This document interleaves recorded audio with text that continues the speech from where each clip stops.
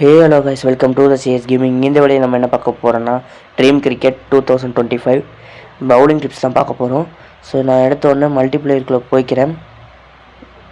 Okay, நீங்கள் இதில் ரெண்டே விஷயந்தான் நீங்கள் பார்க்கணும்.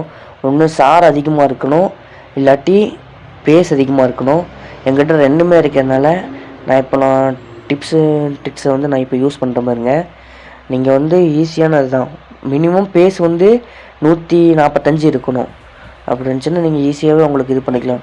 130 அந்த மாதிரி இருந்தால் அவங்க அசால்ட்டாக கணிச்சிருவாங்க பேச. ஸோ இப்போ நான் டாஸ் போட்டு போடுறேன் பாருங்க. அது எனக்கு இப்போ லக்காக என்னதில்ல, ஸ்கிட்டி விக்கெட் கிடச்சிது.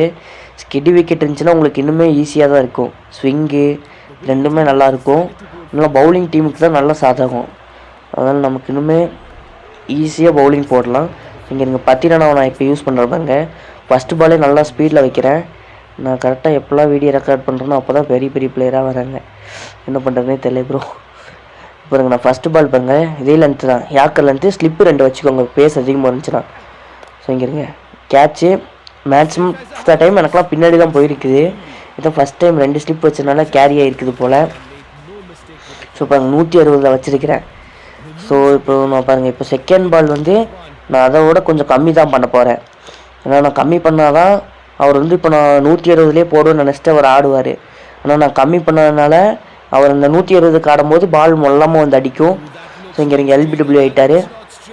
ஸோ பாருங்கள், நீங்கள் அதே லென்த்து தான் ஸ்டெம்ப் லைன்லேயே போடுங்க. ஒரு பால் பேஸ் ஏற்றுறீங்க, ஒரு பால் இறக்குறீங்க. பட்டு இதில் என்ன பிரச்சனைனா, நீங்கள் 130க்கு கீழே வச்சுருந்தீங்கன்னா உங்களுக்கு கொஞ்சம் கஷ்டம்தான். அவங்க அசால்ட்டாக ஆடுவாங்க, கணிச்சிருவாங்க. ஸோ அது நீங்கள் அதுக்கேற்ற மாதிரி நீங்கள் பார்த்துக்கணும். மினிமம் ஒரு 145 km/h அந்த மாதிரி போடுற மாதிரி இருந்தால் பிரச்சனை இருக்காது. ஏன்னா ஸ்பின்னு மட்டும் யூஸ் பண்ணிடாதீங்க, அசால்ட்டாக பொழந்துருவாங்க. ஸோ இந்த பால் நான் ஸ்பீடு தான் ஏற்ற போகிறேன். அவங்க கொஞ்சம் கரெக்டாக நல்ல நல்ல பேட்ஸ்மேனாக வராங்களா. இப்போ இந்த பால் ஸ்பீடு ஏற்ற போகிறேன். ஏன்னா நான் ஸ்லோ ரன் இப்போ தான் போட்டிருக்கேன், லாஸ்ட் பால் தான். ஸோ இங்கே எனக்கு போல்டு ஸ்டெம்ப்பு சவுண்ட் அப்படியே நல்லா கேட்குது கைஸ். ஸோ இந்த மாதிரி நீங்கள் ட்ரை பண்ணுங்கள், கண்டிப்பாக உங்களுக்கு விக்கெட் கிடைக்கும். மேக்ஸிமம் இப்போ இந்த பால் நான் ஸ்லோவர் ஒன்றுன்னு அவர் நினைப்பார். பட் நான் என்ன பண்ண போகிறேன்னா ஸ்பீடாக தான் போட போகிறேன். பாருங்கள், நீங்களே இப்போ பாருங்கள், கரெக்டாக ஸ்பீடாக வச்சிட்டோன்னா அவன் ஸ்லோவர் ஒன்றுக்கு தான் ஆடுவார். நான் கரெக்டாக பாருங்கள் இப்போ எல்பி ஆவார். லெக் சைடு நகர்ந்து அடிக்கலான்னு பார்த்தாரு, பால் ஸ்பீடாக வந்தோடனே ஆள் மாட்டிக்கிட்டார். இது என்ன அவுட் கொடுக்க மாட்டேங்கிறாரு. ரிவ்யூ எடுத்துக்கிறேன். ஓகே, ரிவ்யூ இட்ஸ் கரெக்டாக 3 ஸ்டிக்கு சென்டரில் விழுகுது. ஆனால் இது அவுட் கொடுக்கல umpire. So is out. Okay, out. So இந்த பால் விக்கெட்டு. ஸோ நீ போடுற 2 பால் தான் நம்ம யோசிச்சு போடணும். ஆல்மோஸ்ட் அவர் கணிச்சிருப்பார் இந்த டைமு. ஸோ நான் இந்த பால் நான் கொஞ்சம் ஸ்லோவாக இருந்தால் ட்ரை பண்ண போகிறேன். அவர் ஆல்ரெடி கணிச்சிருப்பார் கண்டிப்பாக. நான் ஸ்பீடாக போட்டேன்னா இது போனவர் கணிச்சிருப்பார். எனக்கு நான் ட்ரை பண்ணி பார்க்குறேன் இருங்க. ஸ்லோவர் 1 அதே தான், பால் பவுண்ட்ரி. இந்த சின்ன கேப்பில் எப்படி பர்ஃபெக்டாக வச்சாரு பாருங்க. இந்த மாதிரி யாராலையுமே வைக்கிறது கஷ்டம் தான், நம்மளாலேயும் முடியாது. ஸோ அந்த பால் பேச ஏற்றுவோம். ஆல்மோஸ்ட் அவர் நினச்சிருப்பார் அந்த பால் நம்ம ஸ்லோவாக போட்டோம்னா இந்த பால் ஸ்பீடாக தான் போடுவோன்ட்டு. இதுக்கு ட்ரை பண்ணி பார்ப்போம். ஒரு சின்ன இது தான். ஐயோ, எங்கேயே தூக்கி அடிச்சிட்டாரு. பிரச்சனை இல்லை. இப்போ நெக்ஸ்ட் அவர் எங்கிட்ட அதே 160 போடுற ஃபர்கூசன் இருக்கிறாரு. ஸோ ஃபர்கூசன் இப்போ நான் செலக்ட் பண்ணுற மாதிரிங்க.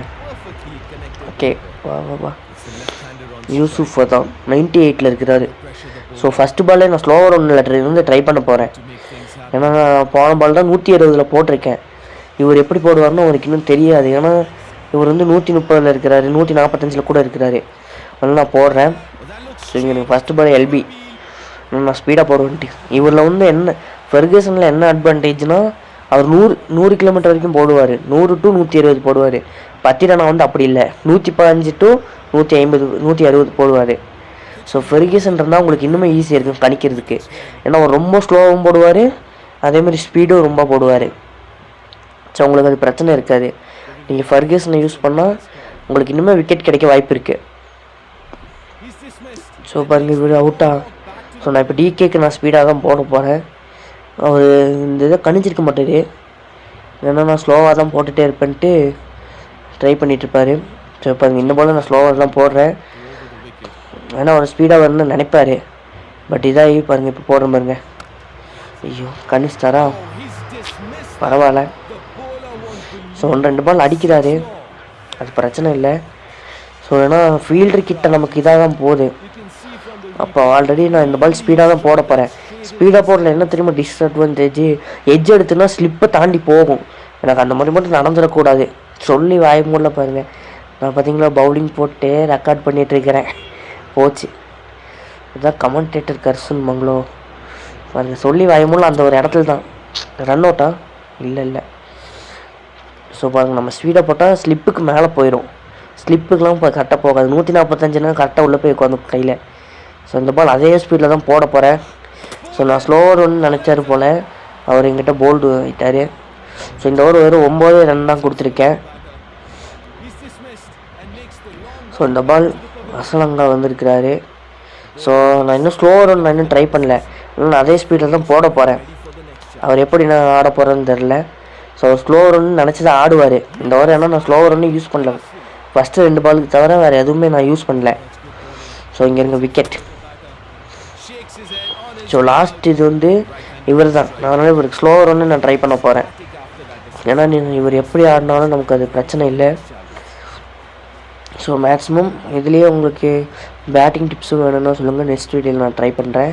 ஸோ இங்கே விக்கெட்டு மொத்தம் நான் 4 விக்கெட்டாக 8 விக்கெட் மட்டும் எடுத்துருக்கிறேன். ஸோ அவ்வளோதான் கைஸ் இந்த வீடியோ. மீண்டும் இன்னொரு ஆசமான வீடியோவில் சந்திக்கும் முறை அவன் உங்கள் சிஎஸ் கேமிங். மறக்காமல் சப்ஸ்கிரைப் பண்ணி வச்சுக்கோங்க மக்களே நம்ம சேனலில்.